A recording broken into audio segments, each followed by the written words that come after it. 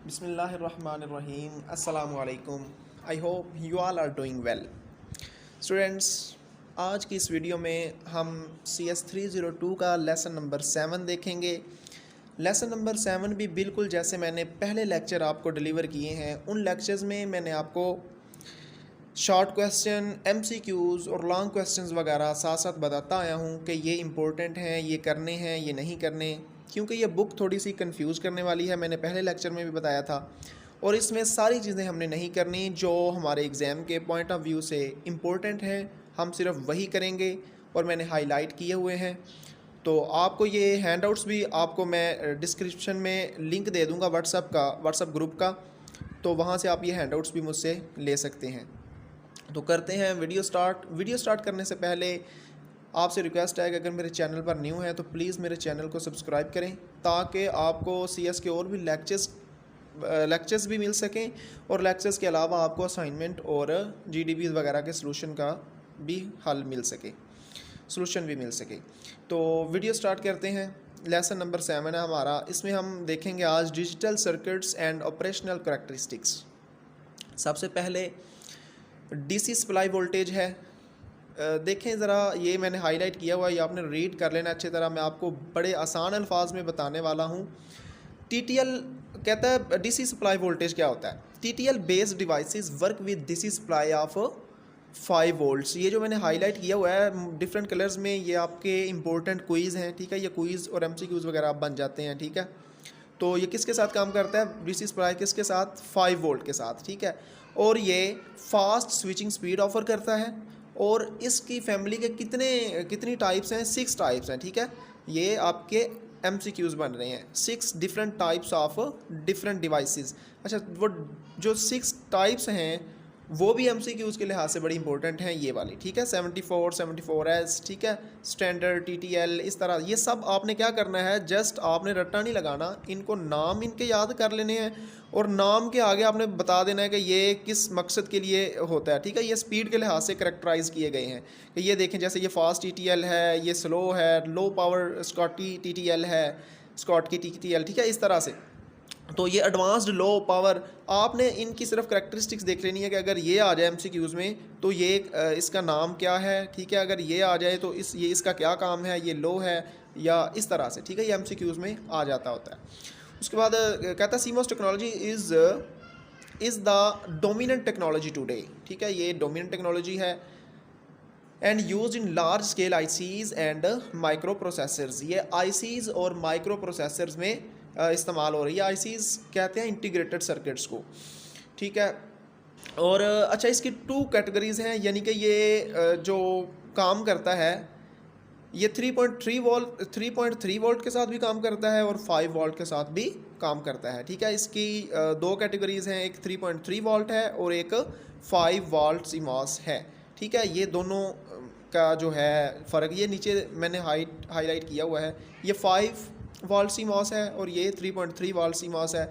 इनका भी बिल्कुल ये जो आपने है ये MCQs के लिहाज से देख लेना है कि इसकी हाई स्पीड है, ठीक है। ये जो नाम दिया गया है ये एडवांस्ड CMOS है, इनके अपने नाम देख लेने हैं ताकि अगर MCQs में आ जाए तो आप कर सकें। अच्छा जी, इसके बाद नंबर 2 पे है logic level and noise margin.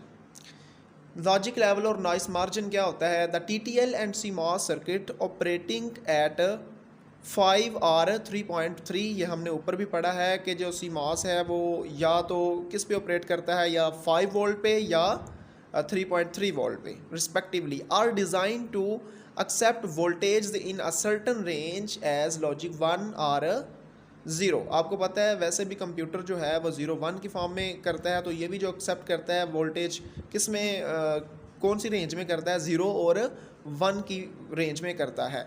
तो इसमें जो एक और ये आपने याद रखनी है, ये वोल्टेज VIH यानी कि इनपुट हाई और VIL वोल्टेज इनपुट लो, ये बात आपने याद रखनी है, ताकि क्योंकि इसका और ये आउटपुट है, ठीक है।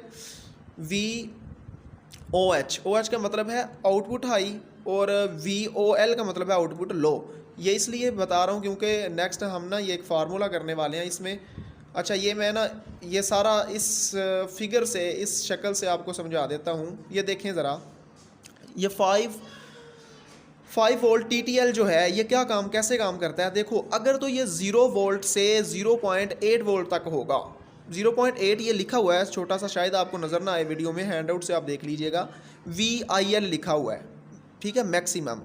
VIL का मतलब है वोल्ट इनपुट लो, ठीक है जी, इनपुट लो, यानी कि 0 से लेके 0.8 तक जो है वो लॉजिक 0 रहेगा, और 0.8 से 2 तक, ठीक है, 2 आगे लिखा हुआ है V इनपुट हाई, ठीक है, तो ये नॉट अलाउड, यहाँ अलाउ नहीं करता वो हमें। और 2 से, क्योंकि ये 5 वोल्ट तक है, 2 से 5 तक जो है वो लॉजिक हाई रहेगा। लॉजिक हाई का मतलब है 1, लॉजिक लो का मतलब है 0। इसी तरह ये इनपुट का था, ठीक है। अगर ये आउटपुट, अब ये आउटपुट का है VOL, OL का मतलब है आउटपुट लो, और OH का मतलब है आउटपुट हाई। तो ये 0 से 0.4 तक लॉजिक 0 रहेगा, यहाँ नॉट अलाउड है इसी से में, और ये लॉजिक 1 रहेगा कहाँ, 2.4 से 5 तक। इसी तरह ये 5 वोल्ट CMOS का है, ठीक है, ये इनपुट का है, ये आउटपुट का, जिस तरह मैंने ऊपर समझाया बिल्कुल वैसे ही है। और ये 3, क्योंकि ये 2 कैटेगरीज़ में है ना, 5 CMOS जो है वो 5 वोल्ट का भी है, वो पे काम करता है, और 3.3 पे भी काम करता है, तो ये दोनों का अलग अलग बना के दिखाया।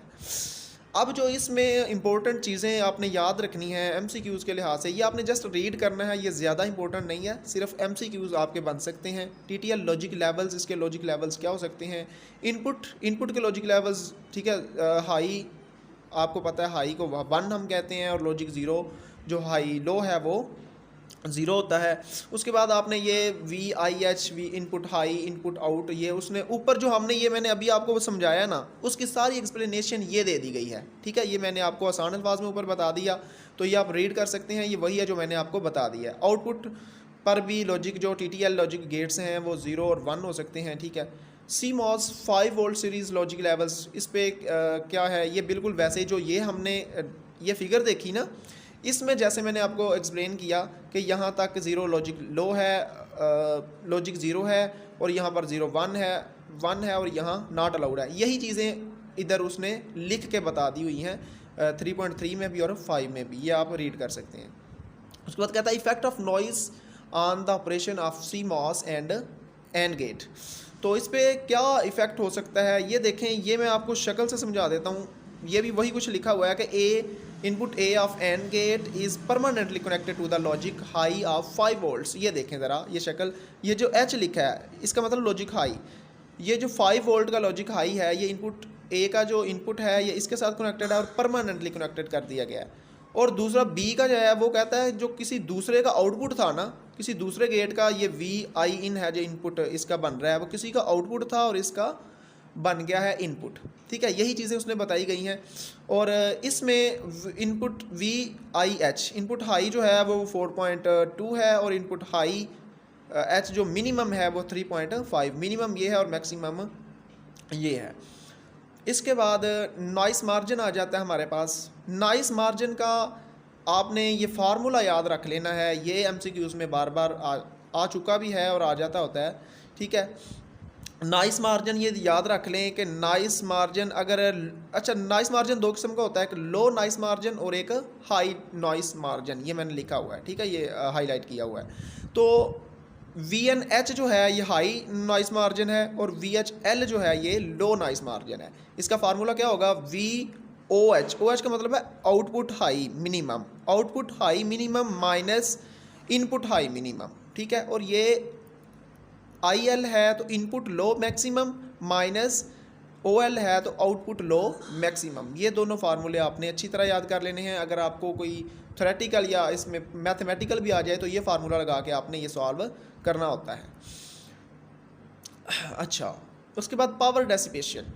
पावर डेसिपेशन में देख लें, ये बड़ा इंपॉर्टेंट शॉर्ट क्वेश्चन बन जाता है आपका कि generally the power dissipation of TTL devices remain constant through out the year operation.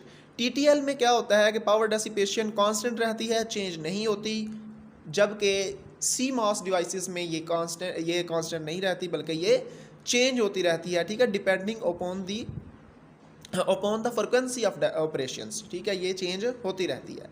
Power dissipation of TTL devices, TTL devices में क्या होता है, कैसेट पावर डेसिपेशन इसमें क्या होती है, ये आप इधर ये फिगर देखें, 4 AND गेट दिए गए हैं और हर एंड गेट के 2 इनपुट हैं और 1 आउटपुट है, इसका भी, इसका भी, इसका भी, ठीक है। ये 5 वोल्ट्स ऊपर इन्होंने बताया हुआ है, लिखा हुआ है 5 वोल्ट्स इसका। तो इसमें क्या होता है TTL में कि आपने सिर्फ इसमें when a TTL logic gate input is in logic high state it draws out a current from the DC power supply. तो ये DC पावर सप्लाई को क्रिएट करता है। ये जस्ट रीड कर लें, ये ज़्यादा इंपॉर्टेंट नहीं है, ये फिगर देख लें थोड़ा सा ताकि कोई MCQ जिसमें से बन जाए। तो ये देख लें VCC multiply the power dissipation by a gate is, ये फार्मूला देख लें VCC मल्टीप्लाई ICC। इस तरह के कुछ फार्मूले इसमें जो है वो याद करने हैं, बाकी इसमें कुछ। और ये एक पावर डेसिपेशन, PD का मतलब है पावर डेसिपेशन, VCC, ठीक है, ये आपने फार्मूला याद कर लेना, ये इंपॉर्टेंट फार्मूला है। उसके बाद पावर डेसिपेशन ऑफ CMOS, ये भी बिल्कुल उसी तरह से है, ये जो मैंने हाईलाइट किया हुआ है। Power dissipation in CMOS circuit in frequency dependent, ये डिपेंडेंट होता है, फ्रिक्वेंसी डिपेंडेंट होता है, ठीक है। और ये इसका फार्मूला, ठीक है। इसमें PD का फार्मूला ये था, ठीक है, ये TTL के लिए है, और ये जो है ये CMOS के लिए है। ये आपने अच्छी तरह दोनों में फ़र्क वाज़े कर लेना है और ये इसका फार्मूला अच्छी तरह याद कर लेना है। इसके बाद प्रोपगेशन डिले, ये देखें ज़रा ध्यान से समझें, ये समझने वाली बात है। प्रोपगेशन डिले क्या होता है? देखें, जब हम इनपुट देते हैं और इनपुट देने के बाद हमारी आउटपुट जनरेट होने तक जितना वक्त लगता है उसको हम प्रोपगेशन डिले कहते हैं, ठीक है। समझ आ गई बात की? तो प्रोपगेशन डिले 2 टाइम्स, ठीक है, इसके 2 टाइम होते हैं प्रोपगेशन डिले आने के। कौन से होते हैं? ये जो मैंने आपको डेफिनेशन बताई है इधर से वाजे हो जाएगी। देखें, मैंने बताया कि इनपुट देने से, ये हमने इनपुट दे दी, इनपुट देने से हमारी आउटपुट जनरेट होने तक जो वक्त लगता है, जो टाइम लगता है, उसको हम प्रोपगेशन डिले कहते हैं। ये देख लें, ये हमने इनपुट दी और हमारी आउटपुट जनरेट हुई, तो उसके दरमियान ये वाला टाइम लगा, तो ये हमारा प्रोपगेशन डिले है। इसी तरह ये भी। और एंड गेट में देख लें, ये इनपुट दे दी और इनपुट देने से लेकर आउटपुट जनरेट होने तक ये हमारा टाइम लगा और इसको हम कहेंगे प्रोपगेशन डिले, ठीक है। ये हमारा प्रोपगेशन डिले है। अच्छा, इसके बाद स्पीड पावर प्रोडक्ट, ये आपने देख लेना है। इसका फार्मूला बस ये याद रख लें, बाकी इसमें कुछ नहीं करने वाला, ठीक है। और इसका यूनिट क्या होता है, ये जो मैंने हाईलाइट किया सिर्फ ये आपने रीड करना है। आई थिंक यही था समझाने वाला, इसमें बाकी कुछ भी इम्पोर्टेंट नहीं है। हाँ, ये जो हैं आपने ये एक नज़र देख लेने हैं सिर्फ MCQs के लिहाज से, ठीक है ना। सिर्फ इसमें से कोई एक आध MCQs आ सकता है, बाकी हमारा आज का लेक्चर यही था। अगर आपको लेक्चर पसंद आया हो तो प्लीज़ वीडियो को लाइक ज़रूर करें, अपने दोस्तों से शेयर करें। मिलते हैं नेक्स्ट लेक्चर में इंशाल्लाह, तब तक के लिए अपना ख्याल रखिएगा।